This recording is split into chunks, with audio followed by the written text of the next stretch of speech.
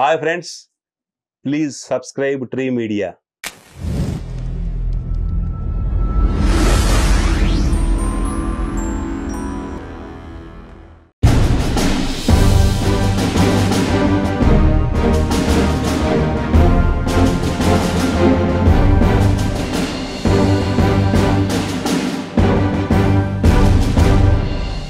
Hello అండి, welcome to tree media. ఈ రోజు మనతో సీనియర్ ఆర్టిస్ట్ జేఎల్ శ్రీనివాస్ గారు ఉన్నారు. నమస్తే సార్. నమస్తే అండి. ఎలా ఉన్నారు sir? I'm fine.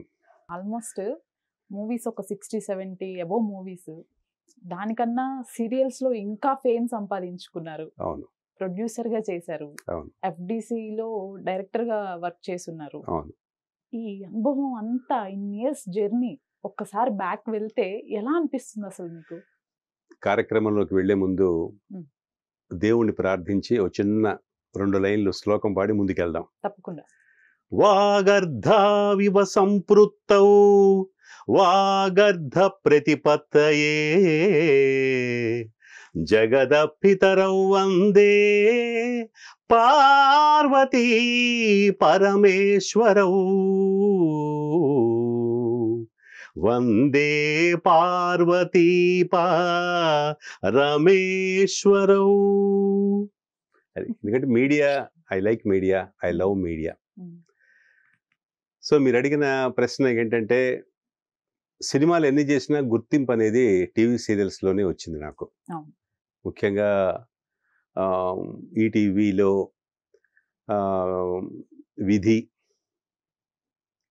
విధికి Nandi award వచ్చింది. తర్వాత కొంత గ్యాప్ తర్వాత జెమినీలో 1-2 సీరియల్స్. బాగా పేరు తీసుకొచ్చింది అన్నపూర్ణ స్టూడియోస్ వాళ్ళది శశిరేఖ పరిణయం. మా టీవీ, మా టీవీ స్టార్ మా, ఇప్పుడు స్టార్ మా టీవీకి. తర్వాత ఇక రాఘవేంద్రరావు నాకు 10 ఏళ్ళు మంచి లైఫ్ ఇచ్చారు. కోయిలమ్మ, కృష్ణ తులసి, అదే మా టీవీ బాగా గుప్పెడంత మనసులో కూడా ఉన్నారు. గుప్పెడంత మనసులో ఉన్నాను. తర్వాత అదే మా టీవీలో గుడిగంటల్లో కూడా ఒక క్యారెక్టర్ చేస్తున్నాను. ఇప్పుడు అసలు ప్రెసెంట్ గుడిగంటలు, గుప్పెడంత మనసు, ఈ రెండు సీరియల్స్ రెండు స్టార్ మాలోనే. అట్లా ఉంది. ఇప్పుడు ఈటీవీ విధి చేశారు, ఆ తర్వాత స్టార్ మాక్ అసలు మిమ్మల్ని రెగ్యులర్ గా చూస్తూ. అన్వేషిత బాగా పేరు వచ్చింది. అచ్యుత్, నేను, Anveshitha, I'm the side hero in that serial. 95లో ఈటీవీ ఛానల్ స్టార్టింగ్ లోనే మేమే. అన్వేషిత, స్నేహ, కళంకిత, విధి, ప్రియాంక, భాగవతం, శివలీలలో భస్మాసురుడు. అసలు శ్రీనివాస్ గారు ప్రాపర్ ఎక్కడ, అసలు ఇండస్ట్రీకి ఎలా వచ్చారు? నేను ఆంధ్ర అయినా ఖమ్మం అమ్మ, ఖమ్మంలోనే బార్న్, విజయవాడ అయినా బ్రాటప్ అంతా ఖమ్మమే. నాకు ఖమ్మంలోనే చదువుకున్నాను. అంతా భారతదేశం అమ్మా. ఇప్పుడు మనం సృష్టించుకున్నాం కాదు ఇవన్నీను.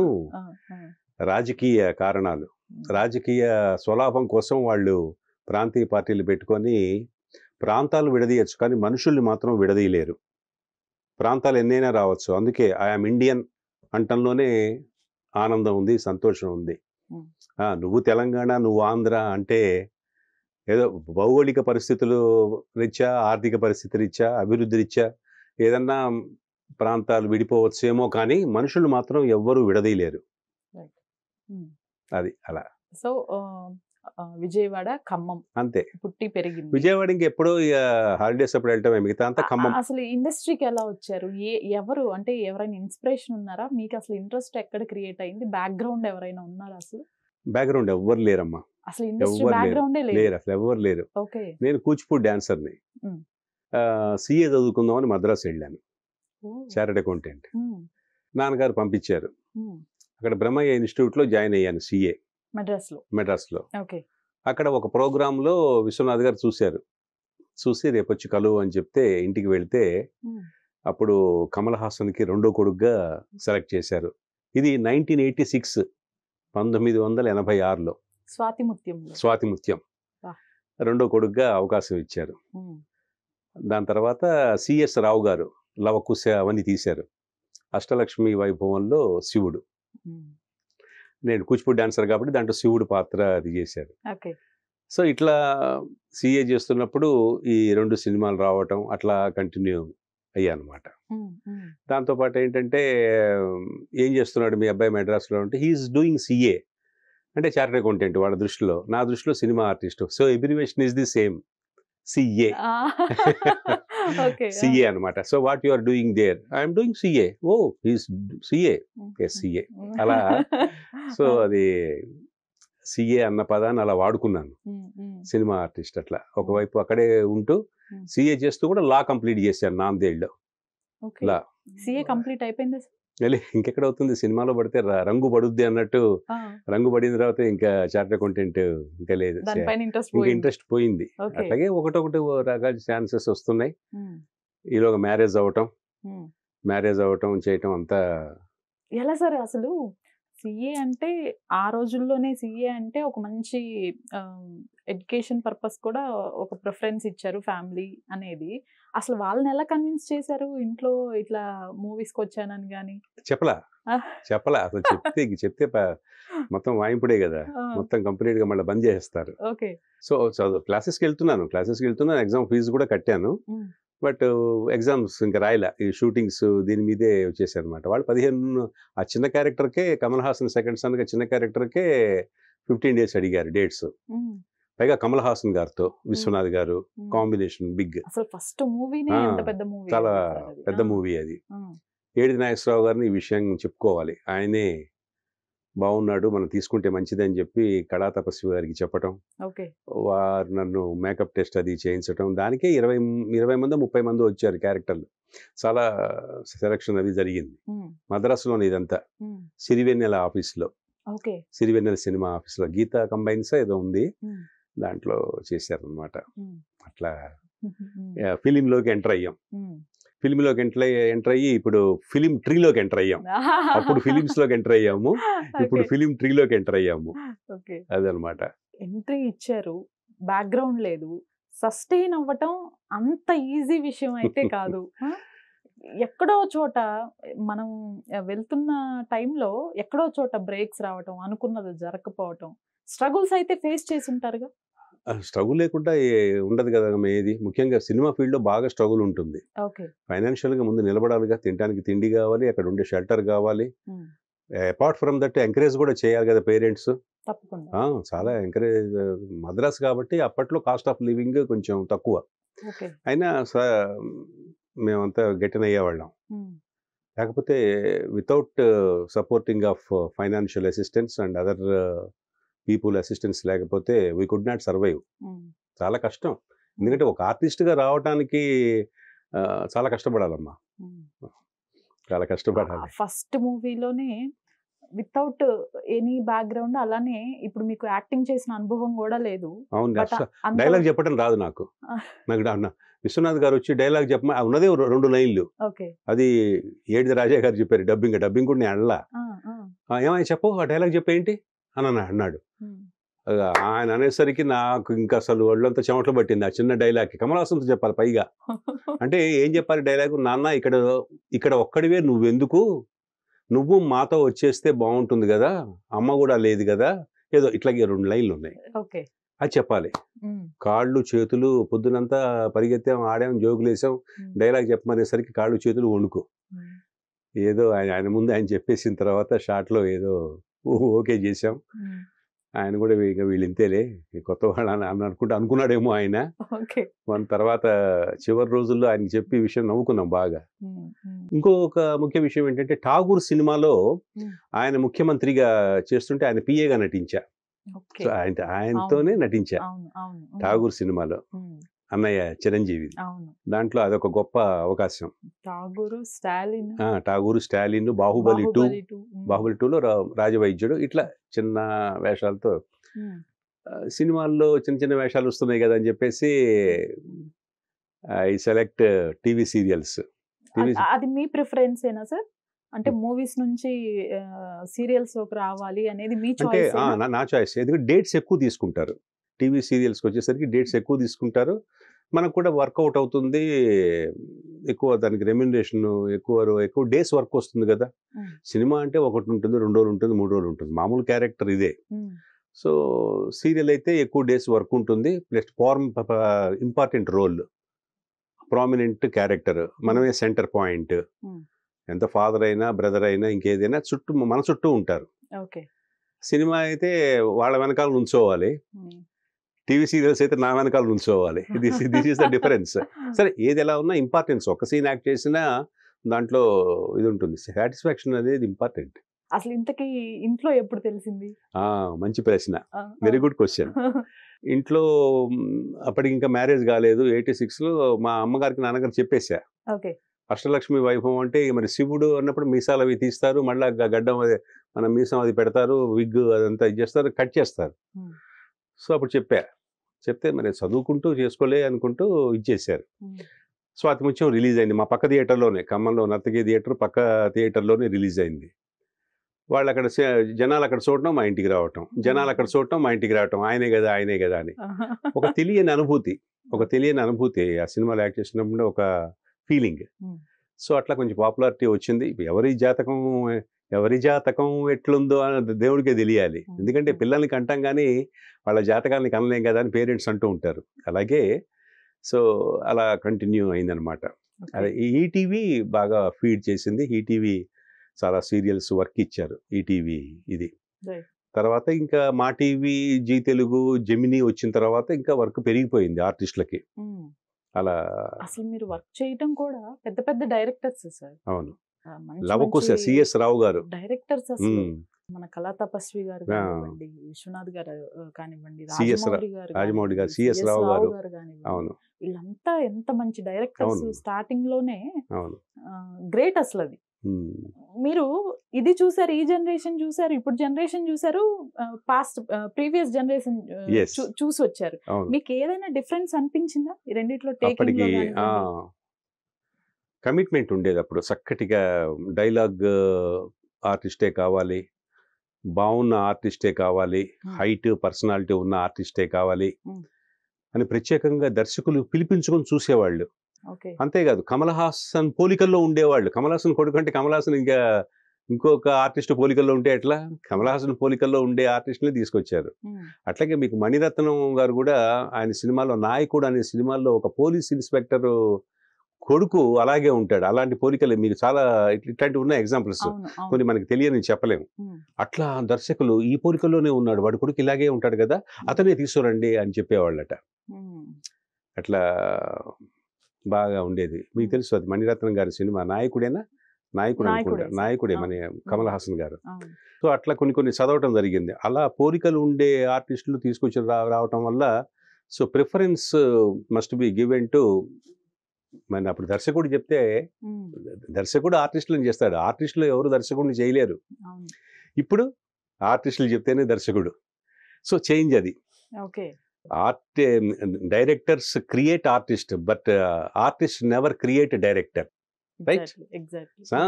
ప్రస్తుత పరిస్థితుల్లో అయితే ఆర్టిస్ట్ క్రియేట్స్ డైరెక్టర్ అన్నట్టుగానే ఉంది. ఎందుకంటే వాళ్ళు చెప్పిందే వినాలి, వాళ్ళు చేసిందే యాక్టింగ్ అనుకోవాలి. అట్లా తయారైపోయింది. మార్కెట్ వాల్యూ వచ్చింది. ఇవాళ ఎంతమంది దర్శకులు పాపులర్ సినిమాలు తీసి ఖాళీగా ఉన్నారు? పెద్ద పెద్ద స్టార్లు అంతే ఉన్నారు, కొంత మార్కెట్ తగ్గిన. I never mention names. స్టార్లు పెద్ద స్టార్లుగానే ఉన్నారు, బట్ దర్శకులు మాత్రం కనీసం ఈ సినిమాలు చేశారని ఆ దర్శకుడికి కనీసం గుర్తింపు కూడా తక్కువ అప్పట్లో ఉండేది. సో అది మీరు అడిగిన ప్రశ్నకి సమాధానం. కానీ ఒకటి హానెస్ట్గా చెప్పండి సార్, మన తెలుగులో క్యారెక్టర్ ఆర్టిస్టులు ఒక రావు గోపాలరావు గారు కానివ్వండి, తర్వాత రావు రమేష్ గారు కానివ్వండి, కోట గారు కానివ్వండి, వీళ్ళంతా సక్సెస్ అయిన పర్సన్సే. అలానే చాలా తక్కువ మంది కూడా ఉన్నారు. మనం వేరే ఇండస్ట్రీ దగ్గర నుంచి తీసుకొచ్చుకుంటున్నాము. బట్ మీకు మంచి పర్సనాలిటీ ఉంది, వాయిస్ ఉంది, అలానే మంచి ఫేస్ అనేది ఉంది. బట్ ఎందుకు సక్సెస్ అవ్వలేకపోయారు? ఏమైనా బ్యాక్ పాలిటిక్స్ ఏమైనా జరుగుతుంటాయా బ్యాక్గ్రౌండ్ లేకపోతే? ఇక్కడ ఏంటంటేనమ్మా, బ్యాక్గ్రౌండ్ అంటే వాళ్ళ ఫాదరో ఎవరో ఒక ఆర్టిస్ట్ అయి ఉండాలి, అదర్వైజ్ ఇంకా ఏదన్నా ప్రొడ్యూసర్ తాలూకు అయి ఉండాలి, దర్శకుడు తాలూకు అయి ఉండాలి. మ్యాండేటరీనా సార్? మ్యాండేటరీ అంటే చెప్పలేము, అది చూడాలి. ఎందుకంటే ఎట్లాగైనా తెలుగులో కళాకారులకు మాత్రం శాపం అయితే ఉంది. ఓకే. ఎస్వి రంగారావు గారిని అనేవాళ్ళు కదా. ఉమ్, ఎస్వి రంగారావు గారు ఇంకొక దేశంలో పుట్టుండి ఇంకా ఎలా ఉండేవాళ్ళో అంతటి ఎస్వి రంగారావు గారిని కూడా మనం అనుకునేవాళ్ళం. అవును అవును. ఫస్ట్ నర్తనశాలకే కదా ఆయనకి రష్యాలో అవార్డు వచ్చింది. ఉమ్, సో పరంపర అలా కళాకారులు అలా వస్తుంటే ఎంతోమంది మహానటులు ఉన్నారు. అందరికీ అవకాశాలు రావు. ఉమ్, వచ్చిన వాళ్ళు దీంట్లో మార్కెట్ ఏంటంటే తెలుగు కానీ హిందీ కానీ ఇంకేదన్నా కానీ స్టార్ అనేసరికి హీరోకే ఎక్కువ ఇది ఉంటుంది. హీరో ₹1,00,00,000 తీసుకుంటుంటే చిన్న ఆర్టిస్ట్గా 5,000 కూడా ఇవ్వరు. ఉమ్, ఆయనతో యాక్ట్ చేసే ఆర్టిస్టులకే 5,000 కూడా ఇవ్వరు. ఓకే. అంత దీన పరిస్థితుల్లో కొన్ని కంపెనీలు ఉన్నాయి. ఓకే. కొన్ని కంపెనీలు ఉమ్. అంత అసలు ఇవ్వకుండా ఉన్నవి కూడా ఉన్నాయి కదా ఉన్నాయి. సార్. యాచకో శత్రువు అంటారు. ఉమ్, ఏంటది యాచకో శత్రువు అంటే తెలుగువాడికే శత్రువు. ఓకే. మన తెలుగు వాళ్ళని తెలుగు ప్రొడ్యూసర్స్ గౌరవించరు, అవకాశాలు ఇవ్వరు. ఉమ్, అలా ఉంది పరిస్థితి. ఓకే. మీరు అన్నారు కాబట్టి చెప్తున్నా. ఇప్పుడు కోట శ్రీనివాసరావు అంటుంటారు, ఉమ్, గుమ్మడికాయ అంత అవకాశం వచ్చినా ఆవగింజంత అదృష్టం ఏదో అదృష్టం. అంటుంటారు. ఆవగింజంత అదృష్టం. ఉమ్. అదృష్టం అంటే ఏంటి? అవకాశం రావాలి. అవకాశం ఎప్పుడు వస్తుంది? గ్రహాలు బాగుండాలి. మంచి క్యారెక్టర్ రావాలంటే ఆ ప్రొడ్యూసరు దర్శకులు అనుకోవాలి. వాళ్ళ హిందీలో పాపులారిటీ ఉంది, హిందీలో వాళ్ళకి మార్కెట్ ఉంది, హిందీ వాళ్ళని తీసుకుంటాం అంటే మరి ఇక్కడ చేసిన వాళ్ళకి తెలుగు వాళ్ళు చూడరా? అంటే అక్కడ హిందీ ఉంది కాబట్టి మరి తెలుగు ఏం గాను? తెలుగులో కూడా వాళ్ళు యాక్ట్ చేయాలి కదా. అవును.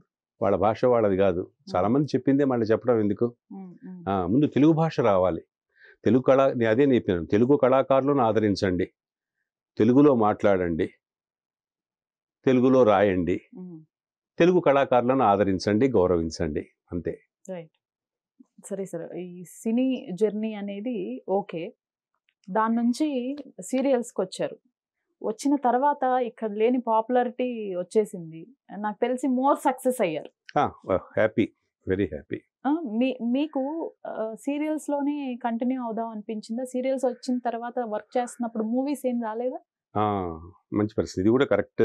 ఇది ఉమ్, సినిమా వాళ్ళకి టీవీలో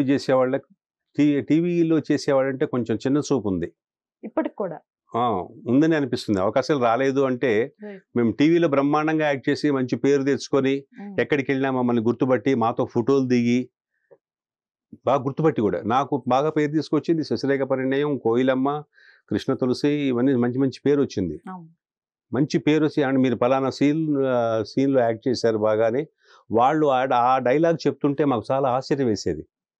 నేను చెప్పిన డైలాగ్ నాకు గుర్తులేదు, ఉమ్, వాళ్ళకి ఆడియన్స్ గుర్తుంది. ఎక్కడో ఈ బట్టల కొట్లలోనో ఎక్కడో రెస్టారెంట్స్లో కలిసినప్పుడు మీరు పలానా సీరియల్లో పలానా సీన్లో ఇంత అంటే సీరియల్ ప్రభావం ఎంత ఉందో చూడండి ప్రజల్లో.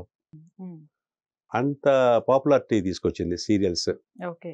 పాత్రలు ఆ పాత్ర వేసింది. ఉమ్, కొంచెం కృషి చేసాం, మా దర్శకులు కూడా అలాగే ఇచ్చేశారు. ఉమ్, అయితే ఛానల్స్ ఇప్పుడు అదర్ స్టేట్ ఆర్టిస్టులను ఎంకరేజ్ చేస్తున్నారు, ముఖ్యంగా కర్ణాటక, ఉమ్. అదర్ ఎందువల్ల సార్? లాంగ్వేజ్. మేనేజ్మెంట్ అది అర్థం మారటం కావట్లేదు. వల్ల మరి అంటారా? తెలుగులో లేరా వాళ్ళు అనుకున్న లేడీ ఆర్టిస్టులు అంత పర్సనాలిటీస్ లేరా? ఇప్పుడు మేల్ క్యారెక్టర్స్ను కూడా కర్ణాటక నుంచే తీసుకొస్తున్నారు అదర్ దీని ఎక్కువ. నుంచి తీసుకొస్తున్నారు. కర్ణాటక నుంచే ముందు ఎక్కువ. అవును. అది చాలా బాధాకరం. చాలా తక్కువ మంది. ఇక్కడ వాళ్ళు ఏమయ్యారు? ఇక్కడ ఫీడ్ ఎంతో మంది కళాకారులు, అంటే వేల మంది ఇక్కడ కళాకారులు నాకు ఒక ఉన్నారు. Doubt sir. ఇప్పుడు ఇంతకు ముందు మనం మాట్లాడుకున్నట్లు మా టీవీ ఉండేది. ఇప్పుడు అది స్టార్ మా అంటే యాజమాన్యం మారింది. హ్మ్. మనకి వేరే వాళ్ళు వచ్చి ఎంటర్ అయ్యారు. దీని వల్ల ఏమైనా జరుగుతుందంటారా ఇలా? అంటే అన్ని ఛానల్స్ కూడా ఆల్మోస్ట్ ఇదే పరిస్థితి. జీ తెలుగు తీసుకోండి. అది ఏదో వాళ్ళకి కావాలి, ఏదో కొత్తదనం కావాలి. మీకు ఎవరు చూసినా మీకు చూడండి, ఇప్పుడు ఎవరు చూసినా బిట్వీన్ 18 to 25 అమ్మాయి కావాలంటారు. ఎవ్వరు చూడండి మీరు, ప్రతి రోజుకు ఒక యాడ్ వస్తుంది. స్టార్ కాస్టింగ్ అనేది మా చిత్రాల్లో నటించడానికి, మా సీరియల్లో, మరి ఏ సీరియల్లో ఏ సినిమా మొత్తం 18 ఏళ్ళ నుంచి 25 ఏళ్ళు అమ్మాయి కావాలంటారు. ఎవరైనా అమ్మాయిలే అని అడుగుతున్నారు. క్యారెక్టర్స్ కావాలని, క్యారెక్టర్ ఆర్టిస్టులు కావాలని, మంచి తెలుగు వచ్చిన వాళ్ళు కావాలని అంటల్లా. పైగా ఇలా మాట్లాడితేనేమో తెలుగుకి కళలకి భాషా భేదం లేదంటారు. కళలకి భాషా భేదం లేదంటారు. కళలకి అసలు ఎందుకంటే మనకి రావాలి కదా ముందు తెలుగు భాష మాట్లాడితేనే కదా తెలుగు డైలాగ్ అర్థం తెలిసేది. వీడు చెప్పే డైలాగ్ వేరు, ఈ డైలాగ్ వాళ్ళకి డైలాగ్ తెలియదు కాబట్టి, భాష రాదు కాబట్టి ఎక్స్ప్రెషన్ వేరే ఉంటుంది. ఓకే. వేరే ఉంటుంది. నిన్ను ప్రేమిస్తున్నాను రాధా అంటాడు. అది ఏడుస్తూ చెప్తే ఎట్లా ఉంటుంది? నేను ప్రేమిస్తున్నా మీనింగ్ తెలియకపోతే, ఎక్స్ప్రెషన్ మారిపోతే పూర్తిగా టోటలే కొలాప్స్ అవుతుంది కదా. సో అందుకని చెప్తున్నాను. ఇలాంటివి కూడా చూసారా మీరు? చాలా చూశాను. అసలు నా పక్కన ఉన్న వాళ్ళకే అసలు డైలాగ్ చెప్పడం రాదు. అదర్ స్టేట్ పీపుల్ కదా. పోనీ మంచివాళ్ళని మంచివాళ్ళు అంటే ఎవరు మంచివాళ్ళు? తెలుగు వచ్చి ఉండాలి. తెలుగులో ఎంతమంది ఉంటారు? నేనైతే అదే అంటా. నేను తెలుగు వచ్చిన వాళ్ళనే తీసుకోవాలి, తెలుగు కళాకారులని ఆదరించాలని ప్రతి దీంట్లో చెప్తుంటా. అందుకనే తెలుగు కళాకారులని ఆదరించండి, తెలుగు కళాకారులని గౌరవించకపోయినా పర్వాలేదు, ఆదరించండి, అవకాశాలు ఇవ్వండి. అంతే కదమ్మా. ఈ సీరియల్స్ లో ప్రొడ్యూస్ కూడా చేశారా సార్ కొన్ని? ఏమైనా ప్రొడ్యూస్ అప్పుడెప్పుడో చేశాం కానీ దూరదర్శన్కి, తర్వాత వీటికి చేయలే. Private due to financial assistance కావాలి. అది ఫస్ట్ 50 ఎపిసోడ్ల దాకా మనమే పెట్టుబడి పెట్టి తీయాలి. కొన్ని రిస్కులు ఉన్నాయి దాంట్లో. ఫస్ట్ పెట్టిన దానికి హ్యాపీ. దూరదర్శన్ కాబట్టి 13 ఎపిసోడ్స్ అవి ఉండేది. అప్పుడు మంచి ఇది ఉండేది. బట్ ఇప్పుడు కోట్లు పెట్టాలి, సినిమా లాగానే కోట్లు ఖర్చు పెట్టాలి ఇప్పుడు. కనీసం సీరియల్ తీయందే ముందు స్క్రిప్ట్ అప్రూవల్ అవ్వాలి. ఆర్టిస్టులు కూడా వాళ్ళు సెలెక్ట్ చేస్తారు. డైరెక్టర్, ప్రొడ్యూసర్, ఆర్టిస్టులు కాదు. Channel will select the artist. Channel select చేస్తున్నారు ఆర్టిస్టులు. కావచ్చు నాలాంటి వాళ్ళకి మంచి అవకాశాలు వస్తున్నాయి. మంచి చేయమని చెప్పండి, తెలుగు వాళ్ళని చేయమనండి ఎవరినైనా, either male or female. Telugu వాళ్ళకి ఎక్కువ అవకాశాలు రావాలి. వాళ్ళు చాలామంది తెలుగు కళాకారులు ఖాళీగా ఉన్నారు, వాళ్ళు వేషాల కోసం వెయిట్ చేస్తున్నారు. ఇదే వృత్తిగా జీవిస్తున్న కళాకారులు తెలుగు వాళ్ళు చాలా మంది ఉన్నారు. వాళ్ళకి అవకాశాలు కావాలి, వాళ్ళకి అవకాశాలు ఇవ్వాలి.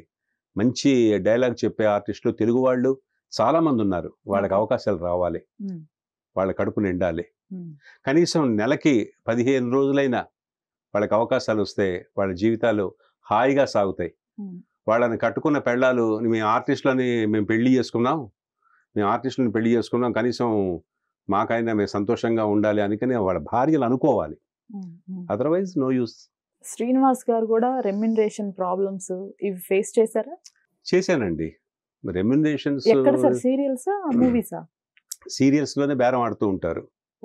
మాకు ఇంత ఇవ్వాలి, మేము ఇంతే ఇస్తాం అని చెప్పేసి అంట. లేదంటే ఇంకోటి రెడీగా ఉంటారు అని అనుకొని మేము కాంప్రమైజ్ అయ్యి చేయాల్సి ఉంటుంది. పైగా డేట్స్ వారాలు బ్లాక్ చేస్తూ ఉంటారు టీవీ సీరియల్స్కి.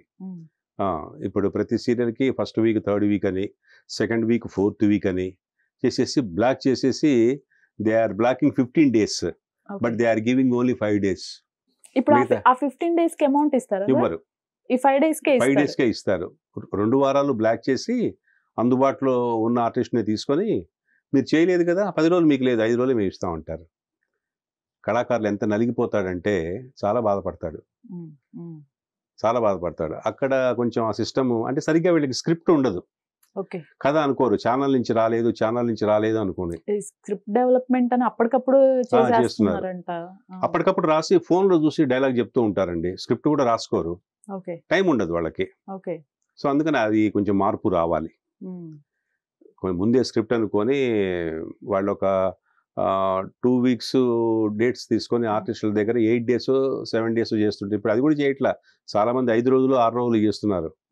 ఛానల్ వాళ్ళు ఎక్కువ డేస్ చేయాలని కూడా వాళ్ళు కండిషన్ పెట్టట్లా.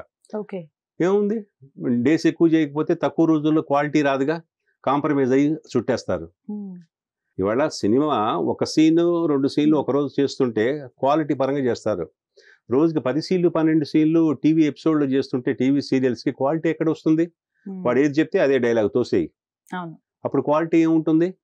బాగా నటించాలి, డైలాగు మననం చేసుకోవాలి, డైలాగు బాగా ఉచ్చరించాలి, పలకాలి, చెప్పాలి, ఎక్స్ప్రెషన్ రావాలి. అటువంటి ఇది ఇప్పుడు కనపట్టల్లా. ఓకే. ఎందుకంటే జీవం లేని నటీనటులతో టీవీ ఫిలిం పరిశ్రమ ముందుకు సాగేనా జీవం లేని నటీనటులు. ఎప్పుడైనా ఈ అమౌంట్స్ ఇవన్నీ తీసుకెళ్ళి ఎక్కడైనా ఇన్వెస్ట్ చేసి మోసపోవటం అట్లాంటివి ఏమైనా జరిగినాయా సార్? లేదండి అట్లాంటివి. నేను Lucky. Middle class. ఓకే. బాబు పాప చదువుకున్నారు, they are settled in software. Mrs house wife settled. నేను ఏదో ఫ్లాట్ కొనుక్కున్నాను, కారు కొనుక్కున్నా, ఐఎమ్ హ్యాపీ. ఓకే. ఏదో చిన్న దీంట్లో కూడా మీడియాలో వర్క్ చేస్తున్నాను. జర్నలిజం అంటే నాకు బాగా ఇష్టం. ఎందుకంటే యాక్ట్ చేస్తూ కూడా నేను న్యూస్ చదువుతున్నాను, వాయిస్ ఓవర్ ఇస్తుంటాను, డబ్బింగ్ కూడా డబ్బింగ్ కూడా. నా ఇంకోటి ఏంటంటే నా డబ్బింగ్ నేను చెప్పుకోవట్లా, చెప్పనివ్వరు, టైం లేదు. యాక్ట్ చేసి వస్తాం, 50 పేజీలు వాగి వస్తాం అక్కడ. అది మీరేం చెప్తా కరెక్టే. అది అక్కడ వాగింది ఒకటే, మనమేమో బాగా చెప్తాం అక్కడ. మళ్ళీ అదే వచ్చి డబ్బింగ్ సూట్లో వాగాలి అంటే గుండె నొప్పి వస్తుంది. అందుకనే ఇంకోళ్ళకి చెప్తుంటారు, అది హ్యాపీ. ఎందుకంటే డైలీ సీరియల్స్ వచ్చిన తర్వాత డబ్బింగ్ ఆర్టిస్టులు కూడా బాగా ఫామ్లోకి వచ్చారు. అది అవసరం కూడా లేండి. డబ్బింగ్ చెప్పుకోవాలి, బట్ ఈ స్పీడ్నెస్కి డైలీ సీరియల్ కదా, రేపు కథ ఏమవుతుందో అని చెప్పేసి హాట్స్టార్లోను G5లోనూ చూస్తున్నారు. ఎందుకంటే కథ అంత ఇంపార్టెన్స్ ఇచ్చేసి ఫాస్ట్గా వెళ్ళిపోతూ ఉంటాయి. సో అందరు కళాకారులు బాగానే ఉన్నారు, కానీ తెలుగు కళాకారులకే ఎక్కువ అవకాశాలు సన్నగిలినాయి. కానీ సార్ మీరు FDCలో కూడా డైరెక్టర్గా వర్క్ చేస్తున్నారు. అవును, రాజశేఖర్ రెడ్డి గారి టైంలో 3 years ఏమో చేసినట్లున్నారు. అప్పుడు ఏమైనా మీరు వర్క్ చేసినప్పుడు ఈ తెలుగు కళాకారులకి ఏమైనా చేయగలిగారా? అంటే టీవీ నంది అవార్డ్స్లో అమెండ్మెంట్ చేసాం చిల్డ్రన్ ఆర్టిస్టులకి, చిల్డ్రన్ మేల్, చిల్డ్రన్ ఫిమేల్, అది అమెండ్మెంట్స్ తీసుకొచ్చాం. తర్వాత టీవీ నగర్ రావాలని బాగా కృషి చేశాం. టీవీ లేని ఇల్లు లేదు, టీవీ కళాకారులకు ఇల్లు లేవు.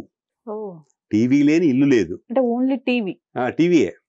ఎందుకంటే ఫిలిం నగర్ స్థానే ఇప్పుడు మీరు చూడండి, అప్పుడు మీరు 89లో చెన్నారెడ్డి గారి గవర్నమెంట్లో వచ్చినప్పుడు అక్కినేని నాగేశ్వరరావు కృషితో చిత్ర పరిశ్రమ అంతా ఇక్కడికి వచ్చింది. ఇక్కడ ఫిలిం నగర్ అంతా ఇచ్చింది కాంగ్రెస్ గవర్నమెంటే. తర్వాత చిత్రపురి కాలనీ విజయభాస్కర్ రెడ్డి గారు కాంగ్రెస్ గవర్నమెంట్లోనే, అంటే కాంగ్రెస్ హయాంలో ఇన్ని వచ్చినాయి అనమాట. మరి ఇప్పుడు టీవీ నగర్ కూడా కాంగ్రెస్ హయాంలో రావాలిగా. రేవంత్ రెడ్డి గారు, భట్టి విక్రమార్క గారు, కోమటి వెంకటరెడ్డి గారు ఇవ్వాలిగా. మరి కోమటిరెడ్డి వెంకటరెడ్డి గారు అంటే సినిమాటోగ్రఫీ మినిస్టర్, ఇక వాళ్ళు డిప్యూటీ సీఎం. సో కాంగ్రెస్ గవర్నమెంట్లోనే టీవీ నగర్ వస్తుందని ఆశించాలి. అందుకని అన్న, టీవీ లేని ఇల్లు లేదు, టీవీ వారికి ఇళ్ళు లేవు. కానీ దాని తర్వాత కూడా అసలు కంప్లీట్ గా పాలిటిక్స్ లోకి ఎంట్రీ ఇచ్చారు. పాలిటిక్స్ అంటే మేము ఖమ్మం వచ్చి, నేను జలగం వెంకటరావు దగ్గర వర్క్ చేశానమ్మా పొలిటిక్ కార్యకర్తగా. తర్వాత మా సంబాని చంద్రశేఖర్ గారు, జలగం ప్రసాద్ గారు, తర్వాత కాంగ్రెస్ ఇట్లా వర్క్ చేశాం. తర్వాత నేను హైదరాబాద్ షిఫ్ట్ అవ్వటం వల్ల పొలిటికల్గా అసలు వెళ్ళలేదు. ఈ ఆర్ట్ లైన్లోనే ఫుల్ బిజీ అయిపోయాం. తర్వాత రాజశేఖర రెడ్డి గారు వచ్చిన తర్వాత మమ్మల్ని బాగా ఆహ్వానించాడు ఆయన. రాజశేఖర రెడ్డి గారి పాదయాత్రలో ఉన్నప్పుడు 2003లో అప్పుడు మేము రాజశేఖర రెడ్డి గారితోనే నడిచాం. తర్వాత 2004లో వెళ్ళినప్పుడు ఆయన కలిసాం రాజశేఖర రెడ్డి గారిని. నాకు FDC డైరెక్టర్ ఇచ్చాడు. ఆయన బతుకుంటే చైర్మన్ ఇస్తా అన్నాడు. నేను ఉన్నట్టు చైర్మన్ అయ్యేవాడిని. అప్పుడు మాకు కూడా ఆదిశేషగిరిరావు. సో ఆయన కాలం చేయటం, పరంపదించడం 2009లో రాజశేఖర రెడ్డి గారు. సో అట్లా కొంచెం వెళ్ళామండి. తుమ్మల నాగేశ్వరరావు పిలిచాడు, మళ్ళీ అప్పుడు పని చేయలేదు, వర్క్ చేయలే, వచ్చేసాం. అక్కడ టైం కుదరలేదు. ఈ డైలీ సీరియల్స్ దీనివల్ల టైం కుదరలేదు. టైం నేను మనం ఇచ్చేది ఏముంది, మనం చిన్నపాటి కార్యకర్తలమే కదా. అయినా మన అవసరం లేదమ్మా, తన ఇది లేదు. ఇప్పుడు జగన్మోహన్ రెడ్డి గారు ఉన్నాడు, ఆయనకి స్టార్స్ అవసరం లేదండి. ఆయనే స్టార్, ఆయనే super star, power star, mega star.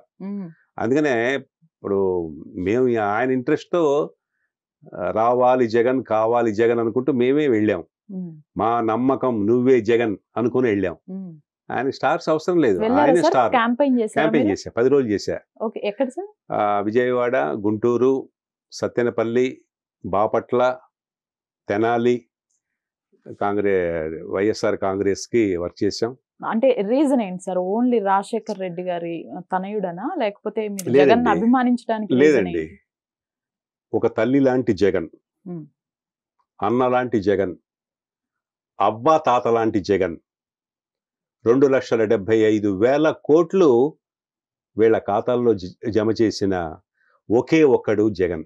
ఉమ్, 66,33,000 మందికి పెన్షన్ ఇచ్చాడు.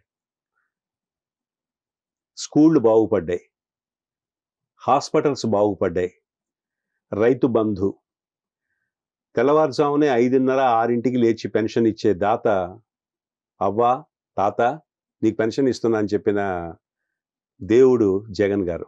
ఉమ్, అంతకుముందు ప్రభుత్వాల్లో ఇటువంటి మనం చూసుండలా. ఎవరు ఇంత మంచి ముఖ్యమంత్రి లేరు అని కేంద్ర ప్రభుత్వం చెప్పింది, ప్రపంచంలోనే పొగిడారు. ఉమ్, ఎందుకంటే డిపిటి ద్వారా డైరెక్ట్గా వాళ్ళ అకౌంట్లలో జమ చేసి వాళ్ళ జీవితాలు నింపిన వ్యక్తి వైఎస్ జగన్మోహన్ రెడ్డి గారు. ఉమ్, అందుకని అతన్ని నేను లైక్ చేశా. ఓకే. ఆయన సంక్షేమ పథకాలు ప్రజలకి అందుబాటులో ఉంచి వాలంటీర్ వ్యవస్థతో వారికి చేయూతనిచ్చి వారికి సంక్షేమ పథకాలు అందించిన మహోన్నత వ్యక్తి జగన్మోహన్ రెడ్డి గారు. చాలా మంది వాదన సార్, ముఖ్యంగా ఓన్లీ ఏపీకి సంక్షేమ పథకాలు మాత్రమే ఉంటే సరిపోతుందా? డెవలప్మెంట్ అనేది డెవలప్మెంట్ కూడా ఉందండి. ఓకే. రియల్ ఎస్టేట్ ఒకటే డెవలప్మెంట్ కాదండి. పరిశ్రమలు వచ్చినాయి, ఉమ్, దాదాపు 1,20,000 కోట్ల పెట్టుబడులు వచ్చినాయి ఏపీకి. ఓ 1,20,000 కోట్ల పెట్టుబడులు వచ్చినాయి. మీకు గుడివాడ అమర్నాథ్ గారు చెప్పాడు. ఆయన పరిశ్రమల శాఖ మంత్రిగా ఉన్న ఐటీ శాఖ మంత్రి ఉన్నారు ఆయన. మీకు ఆ డీటెయిల్స్ అవి తెలుస్తాయి. పేపర్ ఏదో మీడియా అంటారు కానీ ఆ మీడియా నేను చెప్పను, కానీ బ్యాడ్ రిపోర్ట్స్ కూడా చేశారు ఆయన మీద, జగన్మోహన్ రెడ్డి గారి మీద. ఓకే. ఎందుకంటే అభివృద్ధి లేనిది ఎలా ఇచ్చేస్తారు? అంటే రేపు ఒక క్యాపిటల్ లేదు, క్యాపిటల్ అంటే రోడ్లు సరిగ్గా లేవు. రేపు జూన్ 2 వరకు క్యాపిటల్, కామన్ క్యాపిటల్ హైదరాబాదేనండి. 14 నుంచి 2014 నుంచి 24 వరకు హైదరాబాద్ కామన్ క్యాపిటల్. మనకి తెలంగాణ బైఫర్గేషన్ అయినప్పుడు ఈ 10 సంవత్సరాలు కామన్ క్యాపిటలే. అంటే ఇంకా ఇది కాలేదనమాట. వికేంద్రీకరణ జరగాలి, అభివృద్ధి వికేంద్రీకరణ జరగాలి అంటే ఒక అమరావతితోనే సరిపోదు, విశాఖపట్నం, కర్నూలు కూడా 3 రాజధానులు పెట్టుకుంటే 3 రాజధానులు డెవలప్ అవుతుందని ఆయన విశ్వాసం. అట్లాగే ఎక్కడైనా అంతే కదా, అట్లా డెవలప్ అయితేనే మంచిది కదా. ఒకేది ఇప్పుడు చూడండి, హైదరాబాద్ 70 ఏళ్ళ నుంచి మనందరం కట్టుకున్న గూళ్ళు ఇవి, మనందరం కట్టుకున్నాం. ఆంధ్రప్రదేశ్లో 24 జిల్లాల్లో ప్రతి జిల్లాకి ఇక్కడ ఒక మనిషి ఉన్నాడు, కనెక్షన్ ఉంటుంది. అందరూ ఇల్లు కట్టుకున్నారు ఇక్కడ. 70 సంవత్సరాల తర్వాత రాజకీయ లబ్ధితో ఒక పొలిటికల్ పార్టీ, రాజశేఖర రెడ్డి గారు పోయిన తర్వాత సరియైన నాయకత్వం లేక నాదుళ్ళు లేక ఇవాళ ఉద్యమం ఉవ్వెత్తున లేచిన తర్వాత తెలంగాణ ఇవ్వాల్సి వచ్చింది ఒక కాంగ్రెస్ స్వార్థంతో. ఏమైంది? ఇవాళ 70 సంవత్సరాల అభివృద్ధిని మిగతా దానికి లేకుండా చేశారు. అది నేనంటాను, అభివృద్ధి జరగాలి, బట్ 70 సంవత్సరాల అభివృద్ధి ఒకే దగ్గర ఎందుకు జరగాలి? మిగతా చోట్ల మూడు జిల్లాల్లో జరిగితే ఇంకా బాగుంటుంది కదా అన్న దృక్పథం జగన్మోహన్ రెడ్డి గారిది. అందరూ బాగుపడాలి కదా, అన్ని జిల్లాల వాళ్ళు ఇది కావాలి కదా. సో క్యాపిటల్స్ ఒక క్యాపిటలే నిర్ణయించడం సబబు కాదని ఆయన ఉద్దేశం. ఇదే రాజకీయాల్లోకి మన ఇండస్ట్రీ నుంచి పవన్ కళ్యాణ్ గారు పోరాడుతున్నారు. దానిపైన మీ అభిప్రాయం ఏంటి? ఈసారి పిఠాపురంలో ఎలా ఉండబోతుంది అంటారు? టఫ్ ఫైట్ అమ్మా, ఇద్దరికి టఫ్ ఫైట్. వంగా గీత గారు చాలా వస్తారని అంటున్నారు. మరి ఎందుకంటే సర్వేలన్నీ వైఎస్ఆర్ కాంగ్రెస్ పార్టీ గెలుస్తుందని అన్నారు. ఇక ఏది ఏమైనా ఇప్పుడు ఎన్ని సర్వేలు వచ్చినా మనం దేవుళ్ళం కాదు, మనం జ్యోతిష్యులం, అంత పర్ఫెక్ట్ జ్యోతిష్యులం మనం చెప్పలేము. జనాలు అనుకుంటుంటే వింటమే. ఇంకా పవన్ కళ్యాణ్ గారు అన్న తర్వాత ఆయన సినిమా మార్కెట్ ఉన్న వ్యక్తి, జనరల్ పీపుల్ మంచి ఆకర్షణ వ్యక్తి. ఇప్పుడు మీకు ఇండస్ట్రీ గురించి తెలుసు, ఆయన మార్కెట్ తెలుసు, పవన్ కళ్యాణ్ గారి మార్కెట్ తెలుసు, అవన్నీ వదిలేసుకొని పాలిటిక్స్ లోకి వచ్చారు.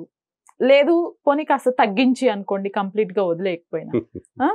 సినిమా మార్కెట్ వేరు, రాజకీయ మార్కెట్ వేరు. ఓకే. ఈ 2 మార్కెట్లు చూసుకుంటే సినిమా దీంట్లో కూడా చాలా మంది ఇప్పుడు పొలిటీషియన్ చెప్పారు, నా పవన్ కళ్యాణ్ గారు నా ఫ్యాను, కానీ రాజకీయాల్లో కాదు అని చాలా మంది చెప్పారు. సో రాజకీయాలు వేరు, సినిమాలు వేరు. ఓకే. ఈ వ్యక్తి రాజకీయాల్లోకి వస్తే ఎంత పని చేస్తారు, ఎంత అందుబాటులో ఉంటారు, పిలిస్తే పలుకుతారా, నేను వెళ్ళి పిలిస్తే నన్ను ఆదరిస్తారా అన్న ఒక ఆలోచన ఉంటుంది ప్రజల్లో. సో అటువంటి చూసుకున్నప్పుడు ఓటు వేసేటప్పుడు క్యాలిక్యులేట్ చేసి ఆలోచించి వాళ్ళు ఓటేస్తారు.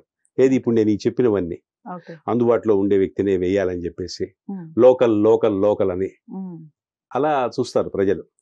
అదర్వైజ్ ఇప్పుడు ఆయన చేయొచ్చు, మంచి మంచి చేస్తాడు అనుకుంటే గ్యారంటీ రావచ్చు. ఇక్కడ కాంట్రవర్సీగా చెప్తే నేనేదో మిమ్మల్ని లబ్ధి పొందాలని నేను అవసరం లేదు.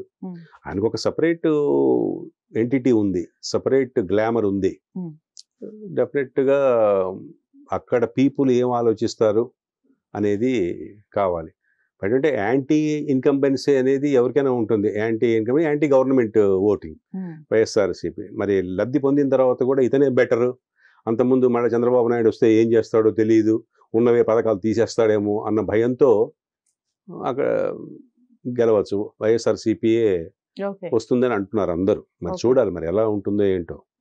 సో ఏది ఏమైనా స్టార్ క్యాంపెయిన్ వేరు, పొలిటికల్ క్యాంపెయిన్ వేరు. మీరు ఒక మాట అన్నారు, జగన్ కి ఏ స్టార్స్ అవసరం లేదు అని. నిజంగా ఇండస్ట్రీలో చాలా మంది, ఇప్పుడు పిఠాపురంలో మనం క్యాంపెయిన్ చేసిన వాళ్ళని చూసాం, ఎక్కువ మేజర్ ఆర్టిస్టులు చాలా మందిని. అలానే ఇంకొంతమంది ఆర్టిస్టులు టీడీపీకి, జనసేనకి, కూటమికి సపోర్ట్ చేయడం చూసాం.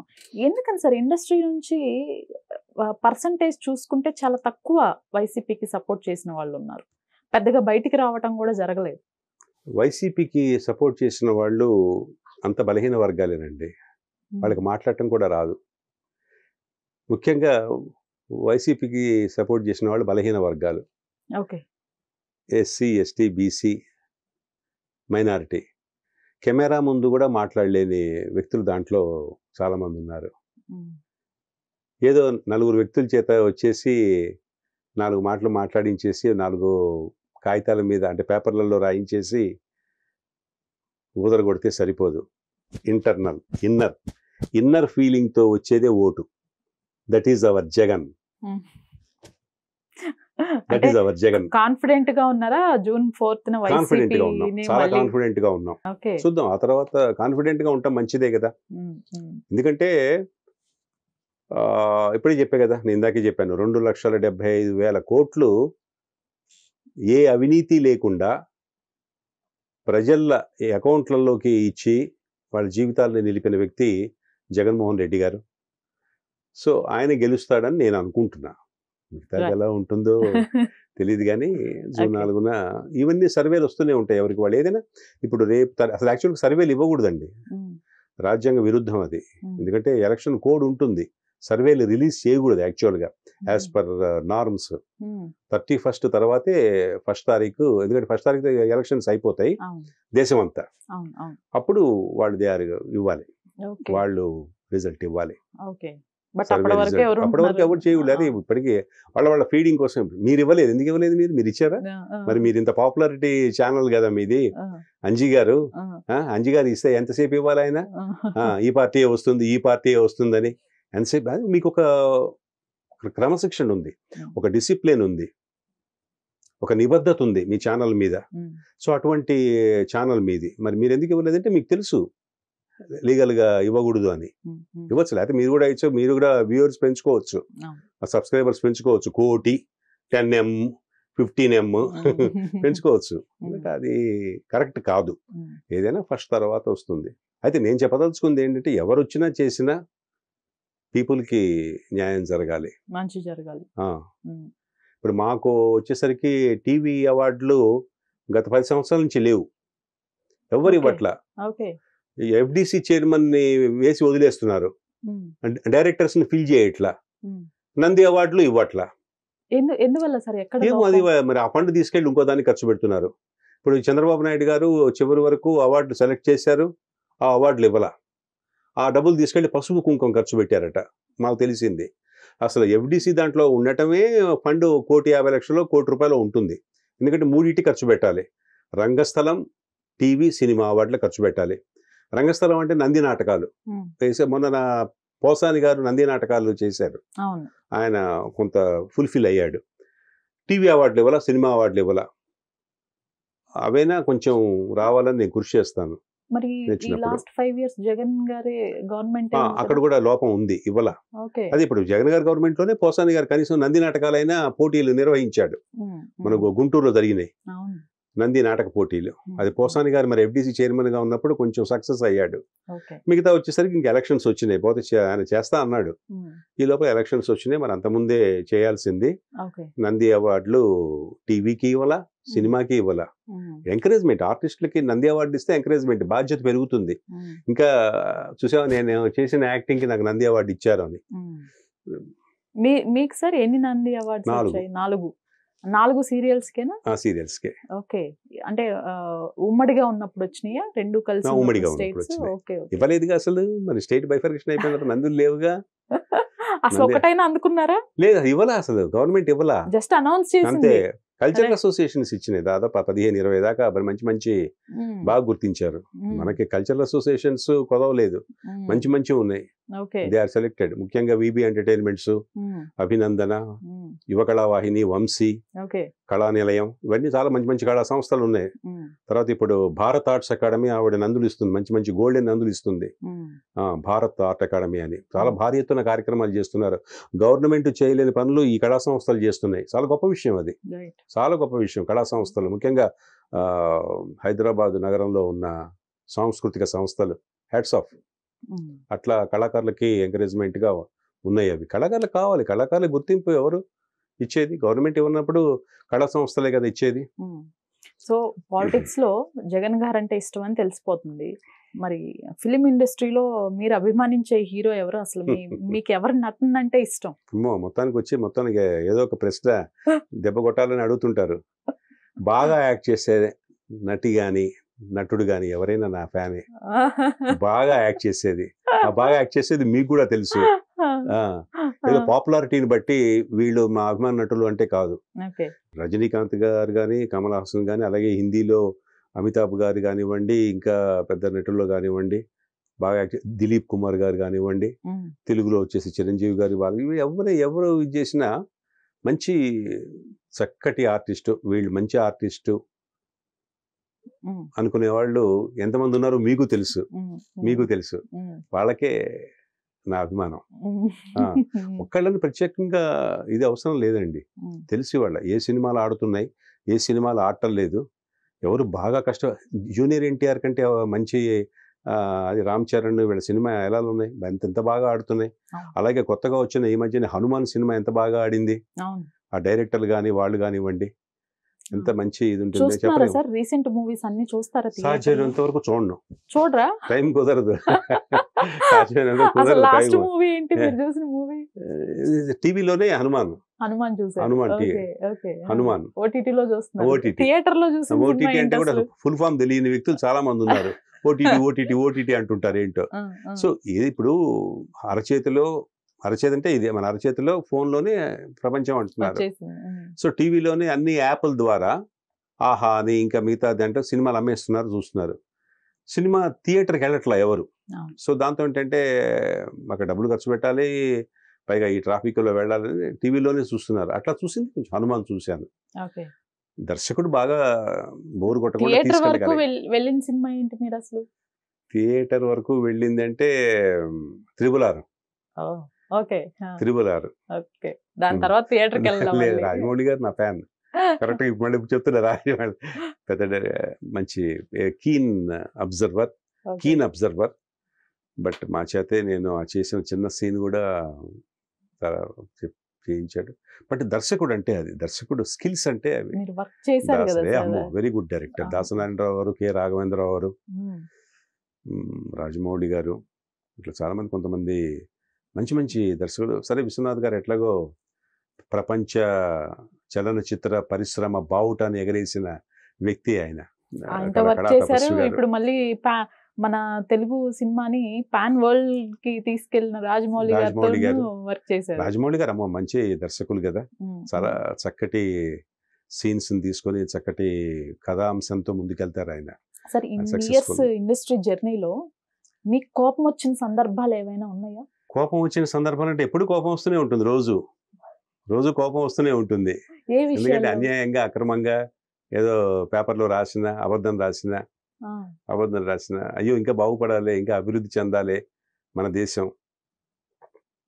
అరే మన కళాకారులు అన్యాయం అయిపోయాడే, దాని మీద ఇదే వస్తుంది. అయ్యో నా క్యారెక్టర్ ఇంకోటి వేసాడే అన్న కోపం, నా క్యారెక్టర్ ఇంకోటి వేసి అది నేను చేస్తే బాగుంటుంది. జనరల్ ఆర్టిస్ట్కి ఏదైనా ఇది ఉంటుంది, జలసే ఉండకూడదు.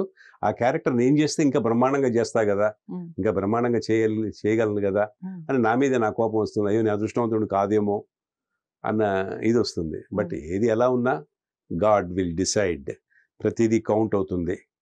ఆయన కౌంట్ చేస్తున్నాడు మన తప్పు ఒప్పుల్ని.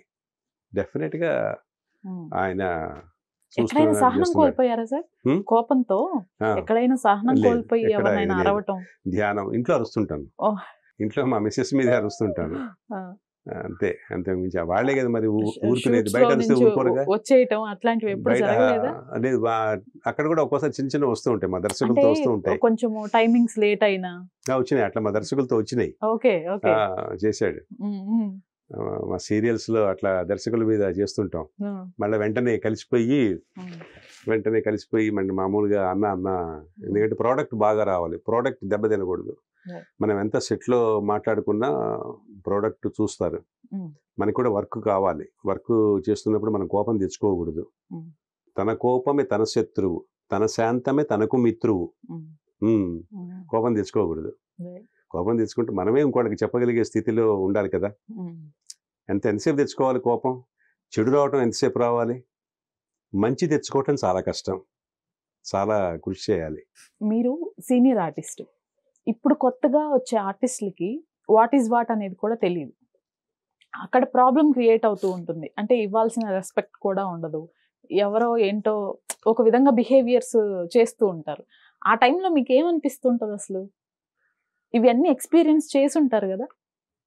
తప్పదమ్మా, కొంతమందితో అట్లా ట్రావెల్ అయ్యి వెళ్ళిపోతూ ఉండాలి. కాంప్రమైజ్ కాకపోతే కుదరదు. కాంప్రమైజ్ అనేది అవసరం. మనమే గొప్ప, మనమే సిన్సియారిటీ అనుకుంటే కుదరదు, సీనియర్ అని కూడా అనుకోకూడదు. వాళ్ళ దీంట్లోకి వెళ్ళిపోవాలి, వాళ్ళతో కలిసి పాటలు పాడాలి, వాళ్ళతో కలిసి నాట్యం ఆడాలి, వాళ్ళని ఎంకరేజ్ చేస్తూ ఉండాలి. కానీ ఇవాళ ఎవరికి చెప్పినా కోపం ఎక్కువైపోయింది అందరికీ. క్రోధీనామ సంవత్సరం కదా, అందుకని క్రోధం ఎక్కువ అవుతుంది, పేరులోనే ఉంది క్రోధీనామ సంవత్సరం అని. సో అందుకని ఎవరికైనా ఇది మంచి అని చెప్పినా వాళ్ళు చెడుగా చూస్తున్నారు. అంటే పీపుల్ అలా తయారైపోయారు. మీడియా వచ్చింది మంచి చేయడానికి కానీ చెడు చేయడానికి కాదు. ఇంకోటి ఏంటంటే చాలా మంది మీడియాని మంచిగా ఉపయోగించుకోవాలి కానీ చెడుకి అసలు ఉపయోగించుకోకూడదు. ముఖ్యంగా సోషల్ మీడియా. అశ్లీలత, అసభ్యత తగ్గాలి. అసభ్యత ఉంటేనే మేము చూస్తున్నాము అన్న మీడియాలు మూసుకోవటం మంచిది. అందుకనే నియంత్రణ రావాలి. కేంద్ర ప్రభుత్వం నియంత్రణ పెడుతుంది. ఇప్పుడు కేంద్ర ప్రభుత్వం సరిగ్గా నిర్ణయాలు తీసుకొని సోషల్ మీడియా మీద నియంత్రణ పెట్టాలి. ఇప్పటికే పెట్టింది, ఇంకా నియంత్రణ అవసరం. అలా చేయటం మంచిది. శ్రీనివాస్ గారు కంప్లీట్ లైఫ్లో విపరీతంగా బాధపడ్డ సంఘటన ఏంటి సార్? బాధపడ్డ ఇదంటే మా అమ్మగారు నాన్నగారు కాలం చేశారు 23 సంవత్సరాల్లో. మాకు జన్మనిచ్చిన తల్లి తండ్రి. కరోనా టైంలోనా? లేదండి, మామూలుగా ఏజ్డే. నాన్నగారు 95 దాకా ఇది చేశారు, అమ్మగారు 90, 91. తాముడు కూడా ఏజ్డే కాదు. మాకు ఇంత ఏజ్ వచ్చిన తర్వాత కూడా ఇంకా వాళ్ళు మేము ఇంకా రక్షించుకుంటే బాగుండేది, ఇంకా చూసుంటే బాగుండేది. అంటే మరి భగవంతుడు వాళ్ళకి ఆయుష్ ఇచ్చింది అంతే కదా. అట్లా సంఘటనలు మా నాన్నగారు మా అమ్మగారు కాలం చేసినప్పుడు అలా ఇది చేసాం. కాకపోతే ఏంటంటే సర్వీస్, మానవ సేవే మాధవ సేవే అనుకుంటున్న నేను సేవ చేస్తేనే మంచిది. సేవలోనే దేవుడు ఉన్నాడు. మనకు రూపాయి ఉన్నా 10 పైసలు దానం చేయాలి, మంచి అనిపించుకోవాలి, మంచిగా ఉండాలి, అందరికీ అవకాశాలు రావాలి, అందరికీ టైంకి డబ్బు అందాలి, రెమ్యునరేషన్స్. సో అట్లా నేను కృషి చేద్దామని అనుకుంటాను. చాలామందికి కూడా చెప్తూ ఉంటాను కూడా. ఏదైనా చివరికి వచ్చేసరికి ఏముంది, అక్కడ తెలుగు కళాకారులను ఆదరించాలి, తెలుగు కళాకారులకి అవకాశం రావాలి, వాళ్ళు మంచి ఫామ్లో ఉండాలి. కాంపిటీషన్ అనేది ఎక్కడైనా ఉంటుందండి. కాంపిటీషన్ ఉంటేనే బాగుంటుంది. తెలుగు తెలుగు తెలుగు మన భాషని మనం పరిరక్షించుకోవాలి, మన భాషని మనం ప్రామినెంట్ తీసుకురావాలి. వాళ్ళకి లేకపోతే మనం ఆనందించకూడదు, మనం బాధపడాలి. అయ్యో వాళ్ళకి ఎందుకు లేదు, మనం ఏదన్నా సహాయం చేయగలమా, మనం ఏదన్నా ఇవ్వగలమా అనేది చేయాలి. అదర్వైజ్ వాళ్ళు బాధపడుతుంటే, వాళ్ళు ఏడుస్తుంటే మనం నవ్వుతూ కేరింతలు వేస్తూ మనం ఆనందపడకూడదు. వాళ్ళు సంతోషంగా ఉంటే, మన ఇంటి పక్క వాడు ఆనందంగా ఉంటే మనం ఆనందంగా ఉంచాలి. వాళ్ళు బాధపడుతుంటే మనం సంతోషంతో ఉండటం అది సబబు కాదు, న్యాయం కాదు. అది దేవుడు కూడా దాన్ని. టీవీ ఆర్టిస్టులకి ప్రతి ఒక్కరికి ఇల్లు అన్నారు, అసలు మీకు వచ్చిందా? టీవీ లేని ఇల్లు లేదు, టీవీ వారికి ఇల్లు లేవు. అందరికీ ఉన్నాయి కదా. టీవీ నగర్ అనేది ఒకటి, టీవీ నగర్ అనేది ఒకటి ఉంటే ఫిలిం నగర్ లాగానే. మంచి ప్రశ్న, బాగా మీరు లేట్ అయినా మళ్ళీ చక్కగా అడిగారు మీరు మళ్ళీ టీవీ నగర్. ఎందుకంటే ఇది అవసరం. ఎందుకంటే ప్రభుత్వం మారింది ఇక్కడ, ప్రభుత్వం మారి 4-5 నెలలు అయింది. రేవంత్ రెడ్డి గారు కాంగ్రెస్ వచ్చింది. ఇప్పుడే చెప్పే కదా, ఫిలిం నగరు కాంగ్రెస్ వల్లే వచ్చింది, చిత్రపురి కాలనీ కాంగ్రెస్ వల్లే వచ్చింది. మరి టీవీ నగర్ కూడా కాంగ్రెస్ వల్లే రావాలి, కాంగ్రెస్ వల్లే రావాలి, అది కాంగ్రెస్ వల్లే వస్తుంది. మీరు మాలో కూడా మెంబర్ కదా సార్? నేను movie artist association life member. మీకు ఏవి రాలేదా ఈ చిత్రపురిలో కానివ్వండి? నేను తీసుకోలేదు. చిత్రపురిలో అలాట్ అయింది, కానీ నేను డబ్బు కట్టేటప్పటికి వాళ్ళు అప్పటికి ఇంకా వాళ్ళ ఇన్ఫ్రాస్ట్రక్చర్ రిలీజ్ కాలా, అప్పటికి ఇంకా తయారవుతుంది, చాలా సంవత్సరాలు పడుతుంది అన్నారు. నేను తీసుకోవాలి అక్కడ. వెంటనే నేను I purchased out side. Chitrapuri నాకు వచ్చింది. చిత్రపురి టీవీ నగర్ రావాలి, టీవీ నగర్ లోనే వస్తే మేము. ఏమో సార్, అంటే మీరు FDC లో ఆల్రెడీ చేశారు, ఇప్పుడు మళ్ళీ గవర్నమెంట్ ఫామ్ అయితే అవును ఏదైనా ఒక మిమ్మల్ని పోస్టింగ్ లో అయింది. తెలంగాణ గవర్నమెంట్ వచ్చింది కదా. తెలంగాణ కాదు నేను అంటుంది, ఏపీలో వస్తే ఇప్పుడు ఎందుకంటే ఏపీలో వచ్చింది కాబట్టి మరి చూడాలి. క్యాపిటల్ ఇక్కడ బాగా డెవలప్ అయిపోయినాయి కదా, ఛానల్స్ అన్ని ఇక్కడే ఉన్నాయి, స్టూడియోస్ అన్ని ఇక్కడే ఉన్నాయి. ఇవాళ మీరు అజీజ్ నగర్ అవి చూసుకుంటే బోల్డ్ స్టూడియోలు కట్టారు, చాలా స్టూడియోలు కట్టాక దే ఆర్ గివింగ్ రెంట్కి ఇస్తున్నారు స్టూడియోలు. మంచి మంచి లొకేషన్స్ వేశారు, సెట్లు వేశారు ఆ స్టూడియోల్లో. టీవీ సీరియల్స్ అన్ని అక్కడే జరుగుతున్నాయి. అజీజ్ నగర్ మనం చిలుకూరు వెళ్లే రూట్ లో చాలా మంచి మంచి సెట్లు వేశారు. So all TV serials shootings running there. మంచి అంటే టీవీ పరంగా బాగా డెవలప్ అయింది. కళాకారులు చాలా మంది అవసరం. మరి తెలుగు వాళ్ళు ఉన్నారో లేదో ఛానల్ వాళ్ళకి బాగా తెలుస్తుంది, కానీ అదర్ లాంగ్వేజ్ ఆర్టిస్టులు ప్రామినెంట్ ఎక్కువైపోయింది, వాళ్ళ ప్రమేయం ఎక్కువైపోయింది. సో వాళ్ళు ఉండొచ్చు, కానీ తెలుగు వాళ్ళకి అవకాశాలు ముఖ్యంగా ఇవ్వాలి. దానికోసమే నేను కూడా రిక్వెస్ట్ చేస్తున్నాను ఛానల్ వాళ్ళని, తెలుగు కళాకారులకి అవకాశాలు రావాలి. శ్రీనివాస్ గారి లైఫ్ లో హ్యాపీయెస్ట్ మూమెంట్ ఏంటి సార్? స్నేహితులతో కలవటం, స్నేహితులతో పార్టీలకి, మామూలుగా పార్టీ అంటే మిగతా ఆ పార్టీలు కాదు, జస్ట్ సోషల్ గ్యాదరింగ్, చక్కటి సాంస్కృతిక కార్యక్రమాల్లో పాల్గొనటం. ఎవరు సార్ ఇండస్ట్రీలో మంచి ఫ్రెండ్స్ ఎవరు? అందరు ఉన్నారండి, చాలా మంది. ఎక్కువ మంది అంటే ఉన్నారండి, పేర్లు ఎందుకు చెప్పడం కానీ చాలా మంది ఉన్నారు. ఎవరు మంచి హృదయంతో మాట్లాడతారో, మెయిన్ అంటే నేను ఆవును పూజిస్తా, ఆవు గోమాత. ఆ గోమాతకి వెళ్ళి అక్కడ నేను గోశాలకు వెళ్తాను, గో పూజ చేసుకుంటాను. ఎవరికైనా దోషాలు అది ఉంటే కూడా చెప్తాను నేను వాళ్ళకి, గోవును పూజించుకోండి, బలానా రోజు బలానా ఇదని చెప్తుంటా. వాళ్ళకి ఏదైనా దోషాలు ఉంటే పోతాయి. ఏదైనా కావాలంటే ఆరోగ్యం, అభివృద్ధి కదా కావాల్సింది, ఆనందం, అంతకంటే కావాల్సింది ఏముంది లైఫ్ లో. అట్లా ఇది. ఇన్ని షూటింగ్స్ లో ఎప్పుడైనా మీకు హెల్త్ బాగోకుండా వెళ్ళి యాక్ట్ చేసిన సందర్భాలు? చేశాను. కరోనా రాలేదు, కానీ కరోనా టైంలోనే నేను బాగా స్ట్రెస్ ఫీల్ అయ్యా. ఆ సీన్స్ అది చూడటం, దాదాపు 1000 కోట్ల ఉన్న వాళ్ళని డెడ్ బాడీస్ని విసిరేయటం, ఇంట్లోనే కూర్చోవటం, డిస్టర్బ్ అయిపోయి బాగా డిస్టర్బ్ అయ్యా. ఇంట్లోనే ఎంతసేపు కూర్చుంటాం, ఇంట్లో తిని కూర్చోవటం, ఎంతసేపు కూర్చుంటాం, తిరిగే కాలు మాట్లాడే నోరు అన్నట్టుగా. బయటికి వెళ్తే బ్యారికేడ్స్, ఎక్కడికక్కడ బ్యారికేడ్స్ కట్టేసి వెళ్ళనివ్వను, పోనివ్వద్దు. అంటే ఎట్లా? స్నేహితులు కలవద్దు. ప్రపంచం చూడండి ఎంత విపత్కర పరిస్థితి అది. ఇంకోటితో మాట్లాడకూడదు, ఇంకోటితో మాట్లాడితే అక్కడ కరోనా వస్తుందేమో. మనిషి అంటేనే భయపడ్డారు అప్పుడు. అటువంటిప్పుడు నేను స్ట్రెస్ ఫీల్ అయ్యా. అప్పుడు కోయిలమ్మ షూటింగ్ జరిగింది. ఆ కోయిలమ్మ షూటింగ్ లో అక్కడ సరిగ్గా తినలేకపోయేవాళ్ళం, స్టమక్ ఇన్ఫెక్ట్ అయింది. అసలు చాలా ఇబ్బంది పడ్డాం అప్పుడు. సో అట్లా అప్పుడే ఒంట్లో బాగాలేదు అన్నప్పుడు. ఆయన కూడా యాక్టింగ్ చేశారు. ఎవరు? మీరు. ఆయన చేశా. ఇంట్రెస్ట్ కదా, మరి చేయాలి కదా, అవుట్పుట్ రావాలి కదా, మరి మంది మెయిన్ క్యారెక్టర్ కదా. సో అట్లా. ఓకే. సో కంప్లీట్ గా ఇప్పుడు వచ్చే కమింగ్ ఆర్టిస్టులు కానివ్వండి, లేకపోతే కొత్తగా ట్రై చేస్తున్న వారు కానివ్వండి, యాజ్ ఎ సీనియర్ గా మీరు ఏం చెప్తారు సార్ వాళ్ళకి? ఒక సజెషన్ అనుకోండి, ఒక అడ్వైజ్ అనుకోండి. ఇప్పుడు వస్తున్న ఆర్టిస్టులకే అప్కమింగ్ మనకి కళా సంపద ఎంతో ఉంది. మన కళాకారులు తెలుగులో చాలా మంది ఉన్నారు. వాళ్ళకి అవకాశాలు ఇవ్వండి.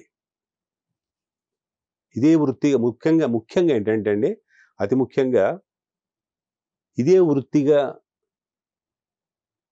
వృత్తిగా చేసుకొని జీవించే కళాకారులకు చేయూతనివ్వాలి. వాళ్ళు ఆర్థికంగా బలపడాలి. ప్రభుత్వం కూడా వాళ్ళని ఆదుకోవాలి. వాళ్ళకి పెన్షన్స్ ఇవ్వాలి. ఇదే వృత్తిగా స్వీకరిస్తున్న వాళ్ళకి, నేను కళాకారుణ్ణి, నాకు నా జీవితం ఇదే, ఇవాళ షూటింగ్కి వెళ్తేనే నాకు డబ్బులు ఉంటాయి, ఇవాళ షూటింగ్కి వెళ్తేనే నాకు రెమ్యూనరేషన్ వస్తుంది అంటున్న కళాకారులకి ప్రభుత్వం చేయూతనివ్వాలి. వాళ్ళకి ప్రభుత్వం అన్ని విధాలా సహకరించి కూడు గుడ్డ నీరు అంటాను చూసారా, వాళ్ళకి ప్రభుత్వం వాళ్ళకి సహకారం అందించాలి. ఇదే నేను కోరుకునేది. అది. Thank you sir. Thank you madam.